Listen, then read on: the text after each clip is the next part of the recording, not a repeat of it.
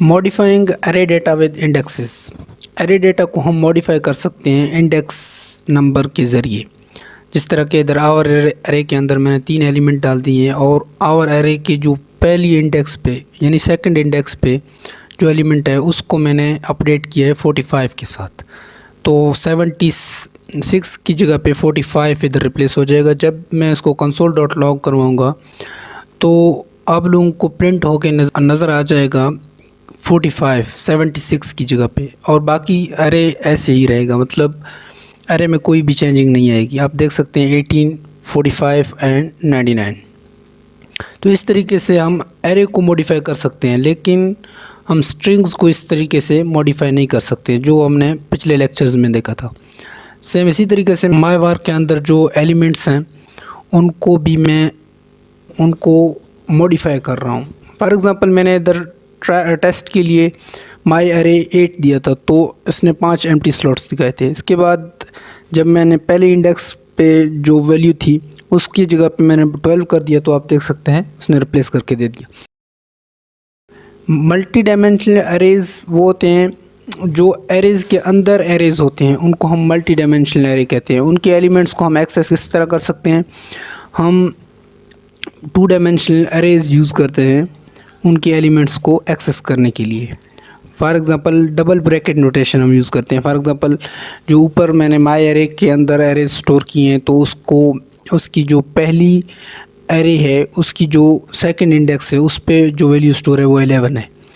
तो इसी तरीके से जो फोर्थ एरे है और उसकी पहली इंडेक्स पे जो वैल्यू स्टोर है वो 10 है। तो इस तरीके से आप यानी डेटा को एक्सेस कर सकते हैं मल्टी डायमेंशनल एरेज़ की using indexes. Manipulating arrays with push function. Push function क्या कर देता है कि जो एंड में एरे के एंड में हमें कोई सा भी डेटा अपेंड करके दे देता है, मतलब हमें अलाउ करता है कि हम कोई सा भी एरे के जो एंड है उसमें डेटा अपेंड करें। फॉर एग्ज़ाम्पल मैंने इधर एक अपेंड किया है कमेंट शेयर, तो आप देख सकते हैं कमेंट शेयर इसने हमें दिखा दिया है। जो वेब वंडर सब और लाइक जो एरे था उसके एंड पे हमें उसने अपेंड करके दे दिया है। इसी तरीके से आप पुश फंक्शन के अंदर पूरा अरे भी पास करवा सकते हैं, मतलब अरे आप पास करेंगे तो दूसरा अरे एक उस जो पहले मौजूद एरे है उसके आगे अपेंड हो जाएगा, मतलब 2 अरे बन जाएंगे। इस तरीके से कमेंट और शेयर आप देख सकते हैं, एक मैंने और अरे बनाया था। तो manipulating arrays with pop function. Pop का क्या काम है कि जो एंड पे वैल्यू है उसको वो रिमूव कर देगा, ठीक है। तो फॉर एग्ज़ाम्पल मैंने इधर 2 एरे बनाए हैं आवर एरे, उसके अंदर भी एलिमेंट स्टोर किए हैं, एरे स्टोर किए। और अगर हम बात करें लास्ट वाले माई एरे का जो डेटा है उसकी बात करें तो मैंने माई एरे डॉट पॉप करवाया है, तो इसमें वेब और 23 हमें दिखाई देंगे। उसके जो आखिर वाला डेटा है वो रिमूव हो जाएगा, आखिर वाली जो एरे है वो रिमूव हो जाएगा क्योंकि हमने पॉप फंक्शन यूज़ किया। सेम इसी तरीके से अगर मैं console dot log our array करूं, क्योंकि ऊपर मैंने our array dot pop function use किया है तो 4 रिमूव हो जाएगा इन एरे के अंदर। आप देख सकते हैं 1, 2 और 3 है बस, तो 4 हमें रिमूव होके मिल गया है। इसी तरीके से manipulating array with shift function. Shift function का क्या काम होता है कि फर्स्ट एलिमेंट को रिमूव करवा देता है इस एरे के अंदर। तो इसी तरीके से मैंने आवर एरे डॉट शिफ्ट किया है, और तो आप देख सकेंगे कंसोल डॉट लॉग अगर मैं इसको करवाऊँ तो वेब हमें रिमूव होता हुआ नज़र आ जाएगा। WW और लाइक एक दूसरा एरे वो हमें दिखाई देगा, लेकिन वेब हमें नज़र नहीं आएगा। क्यों? क्योंकि हमने शिफ्ट फंक्शन यूज़ किया। तो शिफ्ट फंक्शन का क्या काम है कि सबसे पहले जो एरे का एलिमेंट है उसको हमें रिमूव करके दे देता है। सेम इसी तरीके से तो अनशिफ्ट फंक्शन जो है वो डेटा को एरेज़ की जो फर्स्ट इंडेक्स पे है उधर डेटा को अपेंड कर देता है, यानी उधर एलिमेंट्स को अपेंड कर देता है उनके सामने। फॉर एग्ज़ाम्पल इधर मैंने आवर एरे के अंदर 3 एलिमेंट स्टोर करवाए हैं, वेब वंडर्स, लाइक और कमेंट। इसी तरीके से माई एरे के अंदर वेब और हैकर को करवाया है स्टोर। अगर मैं console dot log our array कर दूं तो मुझे ये 3 मिल जाएंगे, यानी 3 जो स्टोर हैं वेब वंडर्स, लाइक और कमेंट। और उनके जो पहले में मुझे क्या मिल जाएगा, वाईटी चैनल। वाईटी चैनल को मैंने क्या करवाया है, अनशिफ्ट करवाया है उनके अंदर, यानी आवर एरे डॉट अनशिफ्ट मैंने करवाया तो वाईटी पहले इंडेक्स पे अपेंड हो गया है। इसी तरीके से माई एरे किया है तो आप देख सकते हैं वेब हैकर्स हमें मिल गया है, लेकिन हमने अपेंड नहीं करवाया, यानी अनशिफ्ट फंक्शन नहीं यूज़ किया है। तो इसी वजह से हमें उसने माई एरे के अंदर जो एलिमेंट स्टोर थे वेब और हैकर्स, उसको हमें ऐसे ही प्रिंट करवा के दे दिया। ये बात याद रखें, शिफ्ट क्या करता है, removes first element from array, और अनशिफ्ट क्या करता है, अपेंड करता है। तो फॉर एग्जांपल मैंने इधर करवाया है, आप देख सकते हैं माई एरे डॉट अनशिफ्ट, तो आप देख सकते हैं वाईटी चैनल जो है वो अपेंड होके आ गया है। वाईटी चैनल वेब और हैकर्स, पहले तो माई एरे के अंदर वेब और हैकर थे, हैकर का एलिमेंट था, अभी वाईटी चैनल का भी है। तो इसी तरीके से अगर आप शिफ्ट करवा देते हैं, अगर आप अनशिफ्ट करवा देते हैं my array dot unshift YT channel, तो वाईटी चैनल सबसे पहले एरे जो माई एरे है उसके अंदर अपेंड हो जाएगा, यानी पहली इंडेक्स पे अपेंड हो जाएगा। तो इसी तरीके से अनशिफ्ट फंक्शन को आप यूज़ कर सकते हैं डेटा को मॉडिफाई करने के लिए एरेज़ के अंदर। जब आपको पहली डेटा यानी सबसे पहली इंडेक्स पे डेटा को अपेंड करवाना है, कोई और स्ट्रिंग या एलिमेंट वगैरह वगैरह, तो मैं इधर लिख भी दे देता हूँ adds first element from array. तो आई होप कि ये कंसेप्ट क्लियर हो गया होगा। जिस तरीके से जो जावास्क्रिप्ट में स्कोप बेसिकली वेरिएबल्स की विजिबिलिटी को इंडिकेट करता है। फॉर एग्जांपल ग्लोबल वेरिएबल के अंदर मैंने एक 10 डिक्लेयर किया है, यानी उसके अंदर स्टोर करवाया है, तो उसको मैं फंक्शंस के अंदर यूज़ कर सकता हूँ। जैसे कि फंक्शन 1 है, इधर ऊप्स वेरिएबल में मैंने उसके अंदर डिक्लेयर किया है, वो भी ग्लोबल वेरिएबल है लेकिन बगैर किसी लेट वायर और कांस्ट के। तो मैं इसको बाद में दूसरे फंक्शंस में भी यूज़ कर सकता हूँ। जैसे कि फंक्शन 2 के अंदर मैंने इधर वेयर आउटपुट उसके अंदर एक एम्प्टी एरे रख दिया है, और उसके बाद मैंने एक चेक लगाया है, और उस चेक के अंदर मैंने दोनों ग्लोबल वेरिएबल्स को कॉल किया है। जैसा कि type of my global not equal to defined है, अनडिफाइंड है, तो ये इसका आउटपुट आएगा my global plus my global के अंदर जो स्टोर है, जैसा कि 10 माई ग्लोबल इक्वल्स 10 जो उसके अंदर स्टोर है। इसी तरीके से जो दूसरा चेक है वो क्या करेगा, ऊप्स को चेक करेगा। ऊप्स ग्लोबल के अगर अनडिफाइंड नहीं है तो उसके अंदर जो डाटा है उसको प्रिंट करके दे देगा, लिखेगा क्या, स्ट्रिंग के अंदर ऊप्स ग्लोबल प्लस, यानी ऊप्स ग्लोबल को कनकेटिनेट करवाएगा, उसके अंदर जो डाटा है उसको प्रिंट करके दिखाएगा। जैसा कि ऊप्स ग्लोबल 5 माई ग्लोबल 10। अगर मैं इसको माई जो ग्लोबल वेरिएबल है या ऊप्स ग्लोबल वेरिएबल है उसको अगर मैं 20 कर दूं तो आप देख सकेंगे ऊप्स ग्लोबल वेरिएबल हमें 20 होके प्रिंट करके दे देगा। तो इसी तरीके से हम फंक्शंस को यूज़ कर सकते हैं, यानी स्कोप ऑफ फंक्शंस को यूज़ कर सकते हैं, ग्लोबल स्कोप को। तो लोकल स्कोप फंक्शन भी होते हैं। लोकल स्कोप वो होते हैं जो के फंक्शन के अंदर जिस वेरिएबल की स्कोप होती है।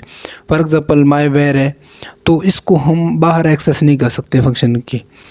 तो अगर मैं माई लोकल स्कोप फंक्शन को कॉल कर दूं तो मुझे क्या दिखाई देगा, तो जो उसके अंदर 5 स्टोर है वो मुझे दिखाई देगा। आप देख सकते हैं क्यों, क्योंकि ये ग्लोबल वेरिएबल अगर मैं console.log माई वर्क करवा दूं तो ये बाहर उपलब्ध यानी बाहर अवेलेबल नहीं है, तो मुझे एरर भी दे देगा साथ साथ। क्यों, मैंने दोनों को कॉल किया, एक बार मैंने फंक्शन को कॉल किया और एक बार उसको उसकी जो लोकल वेरिएबल है उसको प्रिंट करने की कोशिश की तो मुझे एरर मिला, और जब मैंने लोकल वेरिएबल को अंदर मैंने console.log करवाया फंक्शन के अंदर तो मुझे 5 मिला। इसी तरीके से ग्लोबल वेस लोकल फंक्शन में ये होता है, आप याद रखें कि both local and global scope variables having the same name, but अगर दोनों का लोकल स्कोप वेरिएबल्स और ग्लोबल स्कोप वेरिएबल्स का अगर सेम नाम हो तो लोकल स्कोप वेरिएबल जो होता है वो प्रेसिडेंस यानी प्रायोरिटाइज्ड किया जाता है जावास्क्रिप्ट के अंदर। फॉर एग्ज़ाम्पल मैंने इधर माय चैनल प्रीफिक्स वेब लिखा है और उसके अंदर जो फंक्शन है उसके अंदर मैंने रिटर्न करवाया है और उसको कॉल भी करवाया है उस फंक्शन को। तो आप देख सकते हैं वेब मुझे नज़र आ गया है बिल्कुल, क्योंकि हम इसको ग्लोबली एक्सेस हमने किया है, इसको ग्लोबली हम कर सकते हैं। अगर मैं वेर माय चैनल प्रीफिक्स, ठीक है, जो ऊपर मैंने ग्लोबल वेरिएबल डिक्लेयर किया था उसको मैं सेम नेम से मैं एक लोकल वेरिएबल भी डिक्लेयर कर रहा हूँ, यानी सेम नेम के साथ मैं एक लोकल वेरिएबल भी डिक्लेयर कर रहा हूँ। तो लोकल वेरिएबल जो है वो प्रेसिडेंस में रहेगा और हमें वंडर्स प्रिंट होके दिखाई देगा, वेब नहीं देगा। क्यों? क्योंकि जो लोकल वेरिएबल है वो प्रेसिडेंस प्रायोरिटाइज किया जाता है जावास्क्रिप्ट के अंदर जब आप उन दोनों का नाम एक रखते हैं, यानी ग्लोबल स्कोप वेरिएबल और लोकल स्कोप वेरिएबल की नाम आप अगर एक रखें तो उसमें लोकल स्कोप वेरिएबल्स को प्रेसिडेंस यानी प्रायोरिटाइज किया जाता है। अगर मैं उन दोनों को console.log प्रिंट करवाऊँ, फॉर एग्ज़ाम्पल मैंने जो ऊपर ग्लोबल वेरिएबल लिखा है उसको अगर मैं प्रिंट करवाना चाहूँ तो उसको मैं बाद में console.log करवा सकता हूँ, लेकिन फंक्शन के अंदर जब मैं फंक्शन को कॉल करूँगा तो लोकल स्कोप वेरिएबल को प्रेसिडेंस किया जाएगा, वरना बाहर से मैं लोकल वेरिएबल को एक्सेस कर सकता हूँ। ये तो ऑब्वियस है, आप सबको पता होगा। तो ये बात जहन में रखें कि अगर आप फंक्शन के अंदर वेरिएबल सेम नाम से रख रहे हैं तो लोकल वेरिएबल को प्रेसिडेंस दिया जाएगा। इसी तरीके से return a value from a function with return, यानी कि आप फंक्शन से कोई भी वैल्यू रिटर्न करवा सकते हैं। जैसे कि नम जो है वो मैंने पार्स करवाया और नम मैंने 7 करवाया और 10 करवाया है उसको, यानी पार्स नम के अंदर 10 को स्टोर करवाया तो 3 आंसर हमें इधर प्रिंट होके दिखाई देगा। इस तरीके से आप कोई भी वैल्यूज़ या कोई भी कैलकुलेशंस आप रिटर्न भी करवा सकते हैं। अगर मैंने 8 किया तो ये फंक्शन मुझे 2 दिखाई देगा, क्योंकि मैंने जो नम के अंदर स्टोर है डेटा उसको पास करवाया 10 के साथ।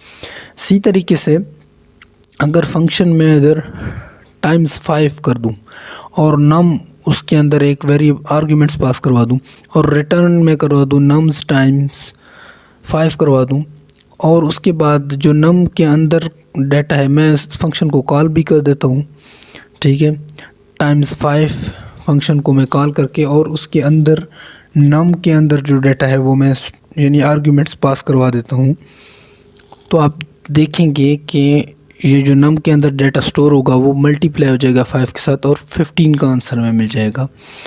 तो 15 का आंसर आप देख सकेंगे console.log करके। इसी तरीके से अगर मैं 6 कर दूं तो ये 30। इसी तरीके से आप फंक्शन से कोई सा भी कैलकुलेशन रिटर्न करवा सकते हैं। Understanding undefined values return from a function, हम समझेंगे कि अनडिफाइंड वैल्यू अगर कैसे फंक्शन रिटर्न करता है। फॉर एग्ज़ाम्पल मैंने इधर रिटर्न कुछ नहीं करवाया है इस फंक्शन से, वेरिएबल एक ग्लोबल डिक्लेयर किया है सम, उसके अंदर 0 स्टोर करवाया है और उसके बाद जो ऐड 3 फंक्शन है उसके अंदर sum equal to sum plus 3 मैंने करवाया है।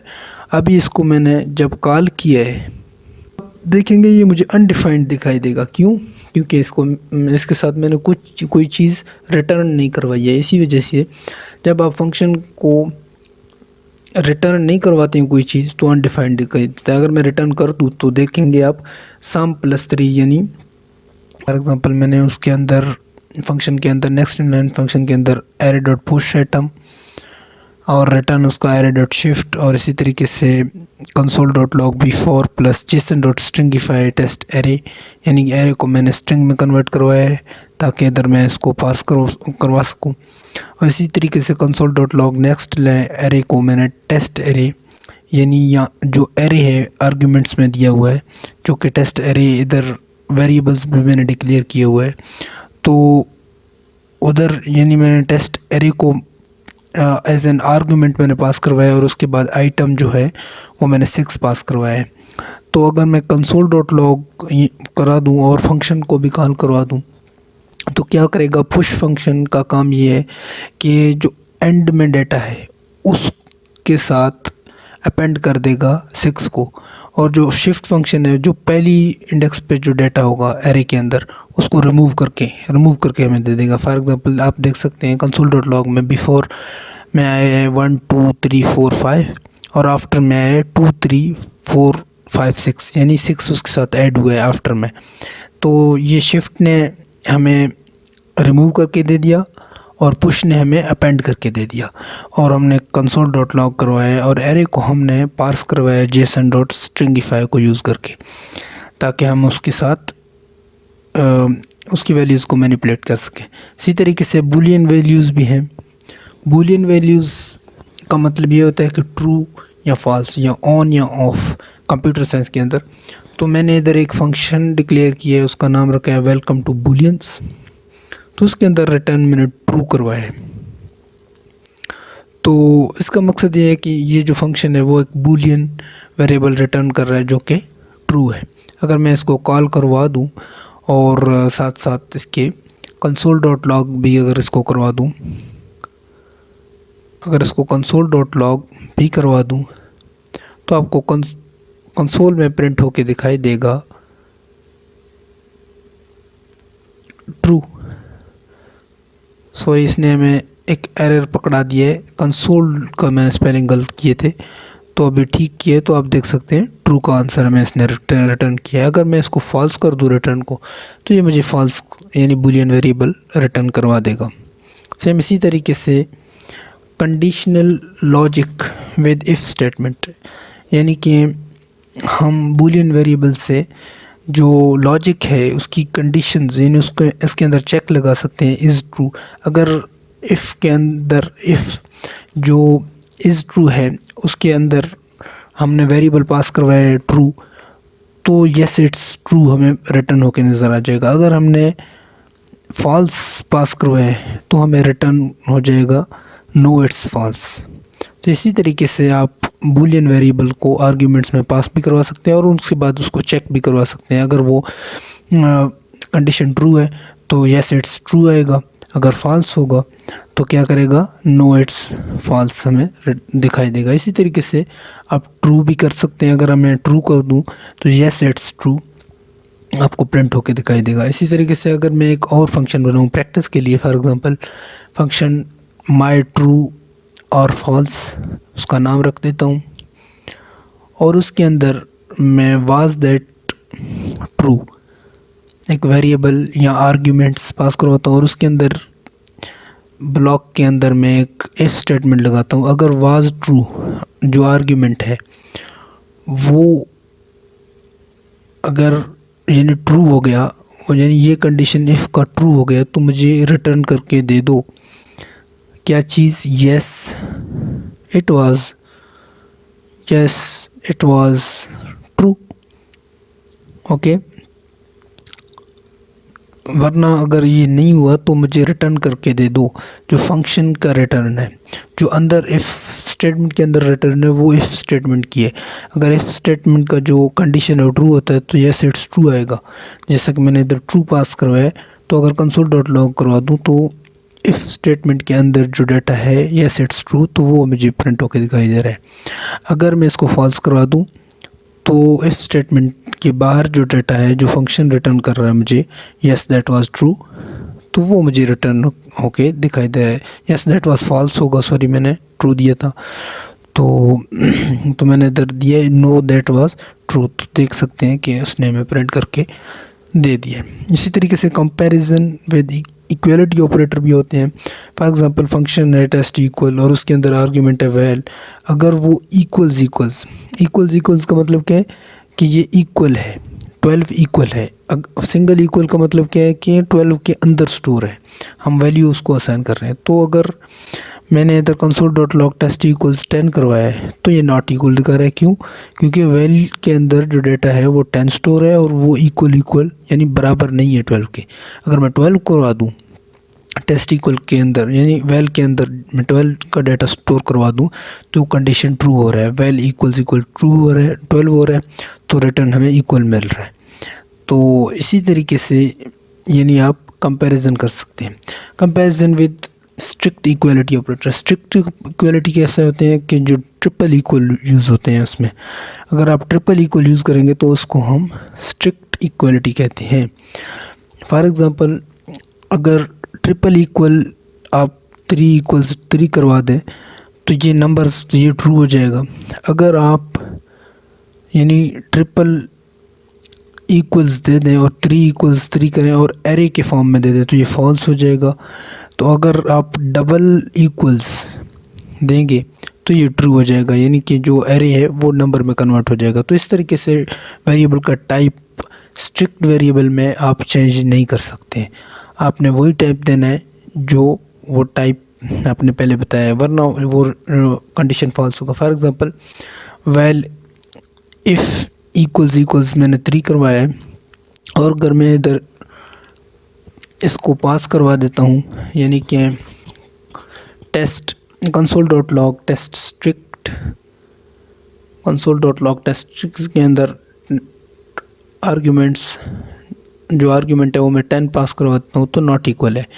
क्यों? क्योंकि ये 3 के इक्वल नहीं है। और अगर मैं 3 कर दूँ तो ये इक्वल है। सही है। इसी तरीके से अगर मैं इसको एरे बना दूँ, इस 3 को जो मैंने पास करवाया है वैल्यू वेल के अंदर स्टोर है, तो वो आप देख सकते हैं कि इसने कन्वर्ट कर दिया नंबर के अंदर और मुझे ये ट्रू रिटर्न कर रहा है, यानी इक्वल का मुझे दिखा रहा है। हाँ, वेल इक्वल्स 3 कर रहा है। अगर मैं ट्रिपल इक्वल दे दूँ तो ये फॉल्स करेगा और नॉट इक्वल दिखाएगा। क्यों? क्योंकि ये स्ट्रिक्ट है। स्ट्रिक्ट इक्वल मतलब 3 का जो नंबर है वो नंबर के साथ इक्वल होगा, एरे के साथ, स्ट्रिंग के साथ नहीं। तो इसी तरीके से अगर मैंने दोबारा नंबर यानी 3 दे दिया है तो वो इक्वल हमें शो कर रहा है। तो ये थे स्ट्रिक्ट इक्वल जावास्क्रिप्ट के अंदर। अगर आप स्ट्रिक्ट इक्वल यूज़ करते हैं तो आपको ध्यान रखना है कि 3 नंबर होने चाहिए, ना कि स्ट्रिंग्स। इसी तरीके से प्रैक्टिस कंपेयरिंग डिफरेंट वैल्यूज़ हम प्रैक्टिस करेंगे।